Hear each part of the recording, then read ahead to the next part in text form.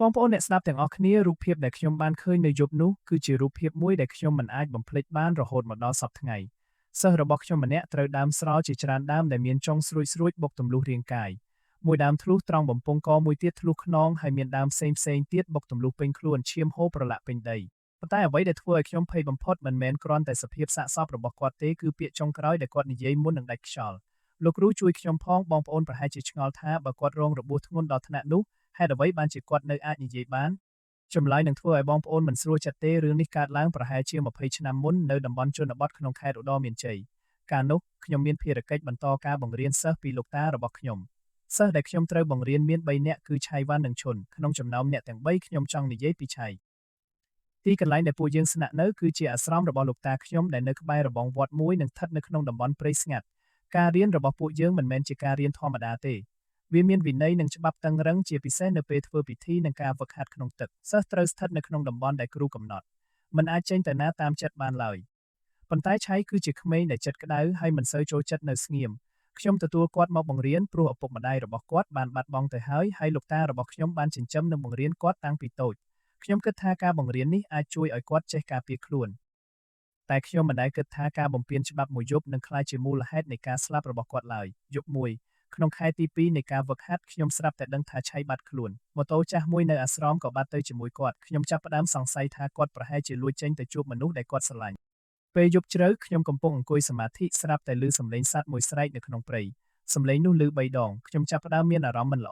អបន្ទាប់មកខ្ញុំបានសួរអ្នកដែលរស់នៅជុំវិញតំបន់នោះដើម្បីដឹងថាឆៃបានចេញពីអាស្រមទៅផ្លូវណាចម្លើយដែលខ្ញុំទទួលបានគឺមានគេឃើញមនុស្សម្នាក់បណ្ដាលម៉ូតូចេញទៅតាមផ្លូវក្រហមខ្ញុំគិតថាឆៃប្រហែលជាចេញទៅដើរលេងប៉ុណ្ណោះរហូតដល់ប្រហែលម៉ោង7:12យប់មានអ្នកភូមិម្នាក់ជិះកង់មកដល់អាស្រមហើយស្រែកពីចម្ងាយថាលោកគ្រូ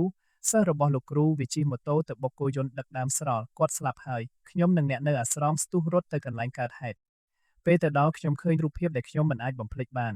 គោយន្តនោះកំពុងដឹកដើមស្រល់ដែលមានចុងស្រួចឆៃជិះម៉ូតូដោយគ្មានភ្លើងហើយបុកពីក្រោយពេញទំហឹងរាងកាយរបស់គាត់ត្រូវដើមស្រល់ជាច្រើនដើមបុកទម្លុះមួយដើមធ្លុះបំពង់កមួយដើមធ្លុះខ្នងហើយចុងស្រល់ផ្សេងទៀតទម្លុះពេញរាងកាយឈាមប្រឡាក់ពេញដីខ្ញុំគិតថាគាត់ស្លាប់ទៅហើយប៉ុន្តែភ្លាមនោះគាត់បើកមាត់ហើយនិយាយថាលោកគ្រូជួយខ្ញុំផងខ្ញុំស្ទើរតែមិនជឿនឹងភ្នែកខ្លួនឯងខ្ញុំប្រញាប់ឲ្យអ្នកភូមិកាត់ដើមស្រល់ដើម្បីយករាងកាយគាត់ចេញប៉ុន្តែមានរឿងមួយកាន់តែគួរឲ្យរន្ធត់ចុងស្រល់មួយនៅតែជាប់ក្នុងក្បាលរបស់គាត់យើងយកសាកសពឆៃត្រឡប់មកអាស្រមប៉ុន្តែខ្ញុំមានអារម្មណ៍ថាមានអ្វីមួយដើរតាមខ្ញុំមកជាមួយពេលខ្ញុំកំពុងយកសាកសពទៅដាក់នៅអាស្រមស្រាប់តែមានសម្លេងស្រែកពីខាងក្រោយឯងយកខ្មោចទៅតែប្រលឹងវានៅទីនេះខ្ញុំឈប់ដើរបងប្អូនសម្លេងនោះមិនមែនជាសម្លេងមនុស្សធម្មតាទេវាដូចជាសម្លេងមួយដែលចេញពីក្នុងព្រៃងងឹត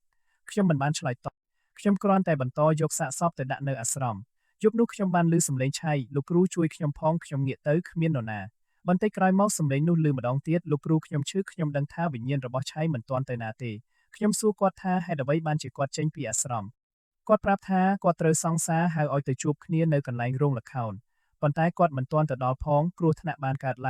ងក្រោយមកខ្ញុំបានធ្វើពិធីផ្សេងដើម្បីសួររកវិញ្ញាណនិងព្យាយាមបញ្ជូនគាត់ទៅតាមកម្មរបស់គាត់ប៉ុន្តែអ្វីដែលគួរឲ្យខ្លាចជាងនេះទៀតគឺមានវិញ្ញាណមួយទៀតកំពុងកាន់វិញ្ញាណរបស់ឆៃទុកខ្ញុំបានឃើញក្នុងសមាធិថាឆៃត្រូវបានគេចងដៃជើងត្រូវបានកាត់ហើយសភាពរបស់គាត់គួរឲ្យរន្ធត់ខ្លាំង